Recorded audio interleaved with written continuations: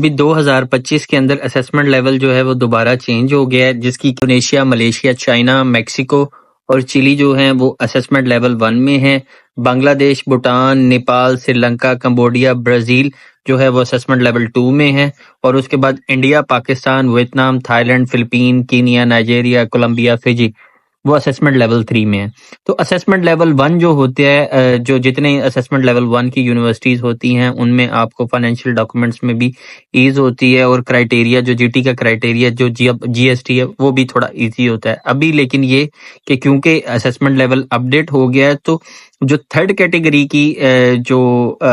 Institutions हैं, ये highest risk category आती हैं, जहाँ पे आपको स्टूडेंट वीज़ा लेने के लिए बहुत टाइट सिक्योरिटी फेस करनी पड़ती है। और उसके अलावा ये कि आपको मोर कंपेलिंग एविडेंसेस देने पड़ते हैं कि आप एक जेन्युइन स्टूडेंट हैं। तो अभी जो असेसमेंट लेवल चेंज होने के साथ इट अपेरेंटली सीम्स कि अभी वहाँ से जो एडमिशंस हैं ऑस्ट्रेलिया के लिए इन जो लेवल 3 की जो इंस्टीट्यूशंस हैं वो काफ़ी ज़्यादा मजीद ड्रॉप होंगे, जो कि ऑलरेडी काफ़ी बड़ा नंबर ड्रॉप हो गया है। लेकिन इसके अंदर ये देखने की एक चीज़ ये है कि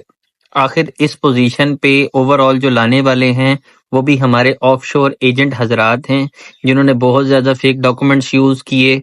और स्टूडेंट्स के डॉक्यूमेंट्स के अंदर उन्होंने बहुत सारी चीज़ें जो हैं अब्यूज़ की हैं, जिसकी वजह से असेसमेंट लेवल ड्रॉप हो गया, चाहे वो इंडिया है, पाकिस्तान है, थाईलैंड है, फिलीपीन है। तो अब स्टूडेंट्स को फर्दर जो नई एप्लीकेशंस हैं उनको बड़ा केयरफुल होना पड़ेगा। और सबसे बड़ी जो इम्पोर्टेंट चीज़ ये है,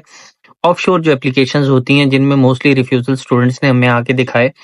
उसके अंदर ये था कि जो जीएसटी का जो क्राइटेरिया है वो असल के अंदर सही तरीके से जस्टिफाई नहीं किया जाता, और जिसमें कि मोस्टली स्टूडेंट्स जो है वो जीएसटी नहीं लिखते, उनके एजेंट हजरात उनको जीएसटी लिखवाते हैं। और जस्ट बिकॉज ऑफ के उनकी अंग्रेजी जो है या इंग्लिश वो अप टू द मार्क नहीं होती, जिसकी वजह से मेनली स्टूडेंट की सारी चीज़ें ठीक होने के बावजूद भी अब ये नहीं है इंटायरली कि सारी एप्लीकेशन जो स्ट्रेट अवे ऐसे ही उठा के वो रिफ्यूज कर देते हैं। उसकी बिगेस्ट रीजन ये है कि क्योंकि जीएसटी के अंदर स्टूडेंट जो है वो अपने आप को जस्टिफाई नहीं कर पाता, और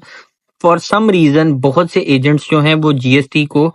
खुद फिल करते हैं और पुअर इंग्लिश भी होती है। तो मेरे पास एक स्टूडेंट आया था, उसने मुझे आके ये चीज़ें दिखाई, तो उसके अंदर जब उसका जीएसटी का फॉर्म देखा तो that was very very poor, और जिसकी वजह से उसका इवेंचुअली यूनिवर्सिटी का वीज़ा रिफ्यूज हो गया। तो